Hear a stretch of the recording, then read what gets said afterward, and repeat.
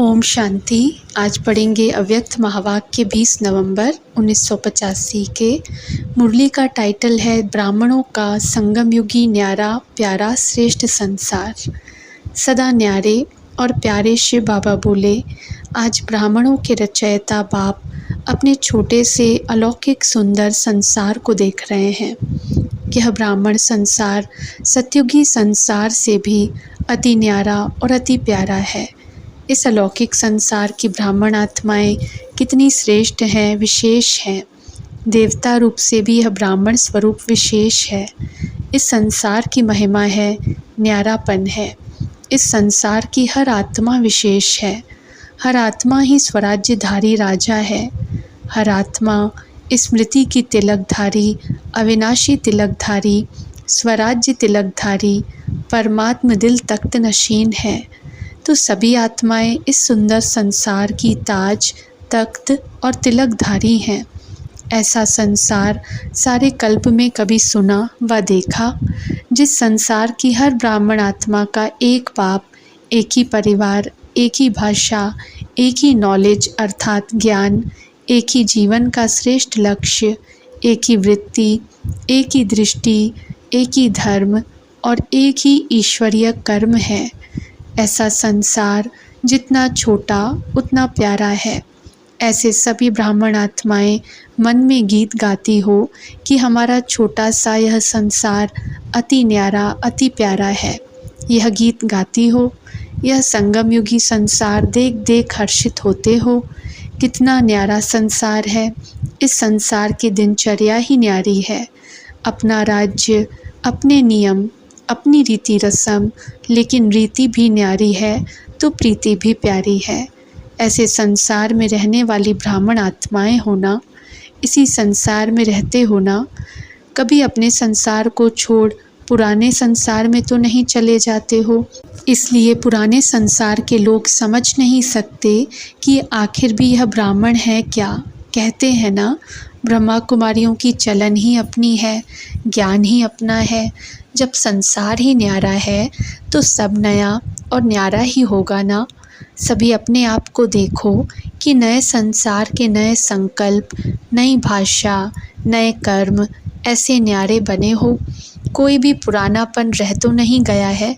ज़रा भी पुरानापन होगा तो वह पुरानी दुनिया की तरफ आकर्षित कर देगा और ऊंचे संसार से नीचे के संसार में चले जाएंगे। ऊंचा अर्थात श्रेष्ठ होने के कारण स्वर्ग को ऊंचा दिखाते हैं और नरक को नीचे दिखाते हैं। संगम युगी स्वर्ग सतयुगी स्वर्ग से भी ऊंचा है, क्योंकि अभी दोनों संसार के नॉलेजफुल बने हो। यहाँ अभी देखते हुए, जानते हुए न्यारे और प्यारे हो, इसलिए मधुबन को स्वर्ग अनुभव करते हो। कहते हो ना, स्वर्ग देखना हो तो अभी देखो। वहाँ स्वर्ग का वर्णन नहीं करेंगे, अभी फलक से कहते हो कि हमने स्वर्ग देखा है। चैलेंज करते हो कि स्वर्ग देखना हो तो यहाँ आकर देखो। ऐसे वर्णन करते हैं ना। पहले सोचते थे, सुनते थे कि स्वर्ग की परियां बहुत सुंदर होती हैं, लेकिन किसने देखा नहीं। स्वर्ग में यह होता, सुना बहुत, लेकिन अब स्वयं स्वर्ग के संसार में पहुंच गए। खुद ही स्वर्ग की परियां बन गए। शाम से सुंदर बन गए ना। पंख मिल गए ना। इतने न्यारे पंख ज्ञान और योग के मिले हैं, जिससे तीनों ही लोकों का चक्कर लगा सकते हो। साइंस वालों के पास भी ऐसा तीव्र गति का साधन नहीं है। सभी को पंख मिले हैं, कोई रह तो नहीं गया है। इस संसार का ही गायन है, अप्राप्त नहीं कोई वस्तु ब्राह्मणों के संसार में।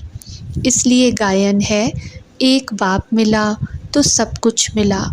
एक दुनिया नहीं, लेकिन तीनों लोकों का मालिक बन जाते।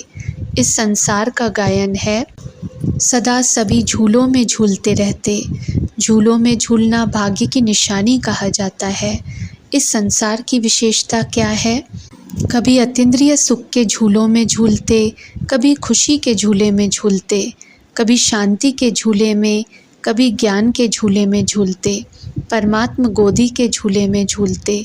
परमात्म गोदी है याद की लवलीन अवस्था में झूलना। जैसे गोदी में समा जाते हैं, ऐसे परमात्म याद में समा जाते, लवलीन हो जाते। यह अलौकिक गोद सेकंड में अनेक जन्मों के दुख दर्द भुला देती है। ऐसे सभी झूलों में झूलते रहते हो।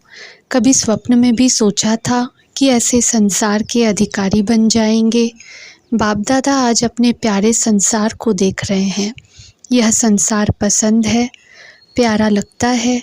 कभी एक पाँव उस संसार में, एक पाँव इस संसार में तो नहीं रखते। 63 जन्म उस संसार को देख लिया, अनुभव कर लिया। क्या मिला? कुछ मिला व गंवाया। तन भी गंवाया, मन की सुख शांति गंवाई और धन भी गंवाया, संबंध भी गंवाया। जो बाप ने सुंदर तन दिया वह कहाँ गंवाया? अगर धन भी इकट्ठा करते हैं तो काला धन, स्वच्छ धन कहाँ गया? अगर है भी तो काम का नहीं है।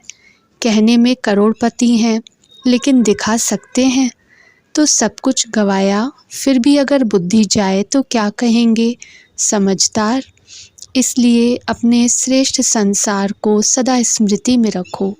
इस संसार के, इस जीवन की विशेषताओं को सदा स्मृति में रख समर्थ बनो।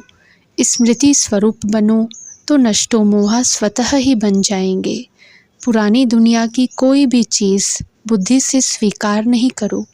स्वीकार किया अर्थात धोखा खाया, धोखा खाना अर्थात दुख उठाना। तो कहाँ रहना है? श्रेष्ठ संसार में या पुराने संसार में? सदा अंतर स्पष्ट इमर्ज रूप में रखो कि वह क्या और यह क्या।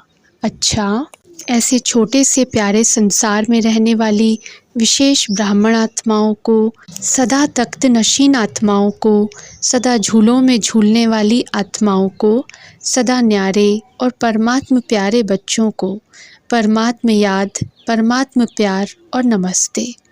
सेवाधारी टीचर्स बहनों से, सेवाधारी अर्थात त्यागी तपस्वी आत्माएं। सेवा का फल तो सदा मिलता ही है, लेकिन त्याग और तपस्या से सदा ही आगे बढ़ती रहेंगी। सदा अपने को विशेष आत्माएं समझकर विशेष सेवा का सबूत देना है। यही लक्ष्य रखो। जितना लक्ष्य मजबूत होगा उतनी बिल्डिंग भी अच्छी बनेगी। तो सदा सेवाधारी समझ आगे बढ़ो। जैसे बाप ने आपको चुना वैसे आप फिर प्रजा को चुनो। स्वयं सदा निर्विघ्न बन सेवा को भी निर्विघ्न बनाते चलो। सेवा तो सभी करते हैं, लेकिन निर्विघ्न सेवा हो इसी में नंबर मिलते हैं। जहाँ भी रहते हो वहाँ हर स्टूडेंट निर्विघ्न हो, विघ्नों की लहर न हो, शक्तिशाली वातावरण हो। इसको कहते हैं निर्विघ्न आत्मा। यही लक्ष्य रखो। ऐसा याद का वातावरण हो जो विघ्न आ न सके। किला होता है तो दुश्मन आ नहीं सकता, तो निर्विघ्न बन निर्विघ्न सेवाधारी बनो। अच्छा, विश्व के राजनेताओं के प्रति अव्यक्त बाप दादा का मधुर संदेश। विश्व के हर एक राज्य नेता अपने देश को व देशवासियों को प्रगति की ओर ले जाने की शुभ भावना, शुभकामना से अपने अपने कार्य में लगे हुए हैं। लेकिन भावना बहुत श्रेष्ठ है। प्रत्यक्ष प्रमाण जितना चाहते हैं उतना नहीं होता। यह क्यों? क्योंकि आज की जनता व बहुत से नेताओं के मन की भावनाएं सेवा भाव, प्रेम भाव के बजाय स्वार्थ भाव, ईर्ष्या भाव में बदल गई हैं। इसलिए इस फाउंडेशन को समाप्त करने के लिए प्राकृतिक शक्ति, वैज्ञानिक शक्ति, वर्ल्ड की नॉलेज की शक्ति, राज्य के अथॉरिटी की शक्ति द्वारा तो अपने प्रयत्न किए हैं, लेकिन वास्तविक साधन स्पिरिचुअल पावर है, जिससे ही मन की भावना सहज बदल सकती है। उस तरफ अटेंशन कम है, इसलिए बदली हुई भावनाओं का बीज नहीं समाप्त होता। थोड़े समय के लिए दब जाता है, लेकिन समय प्रमाण और ही उग्र रूप में प्रत्यक्ष हो जाता है।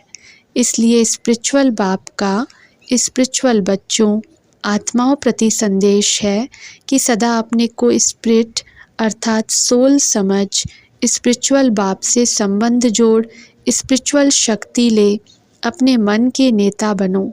तब राज्य नेता बन औरों के भी मन की भावनाओं को बदल सकेंगे। आपके मन का संकल्प और जनता का प्रैक्टिकल कर्म एक हो जाएगा। दोनों के सहयोग से सफलता का प्रत्यक्ष प्रमाण अनुभव होगा। याद रहे कि सेल्फ रूल अधिकारी ही सदा योग्य राजनेता के रूल अधिकारी बन सकते हैं और स्वराज्य आपका स्पिरिचुअल फादरली बर्थ राइट है। इस बर्थ राइट की शक्ति से सदा राइटियस की शक्ति भी अनुभव करेंगे और सफल रहेंगे। अच्छा, ओम शांति।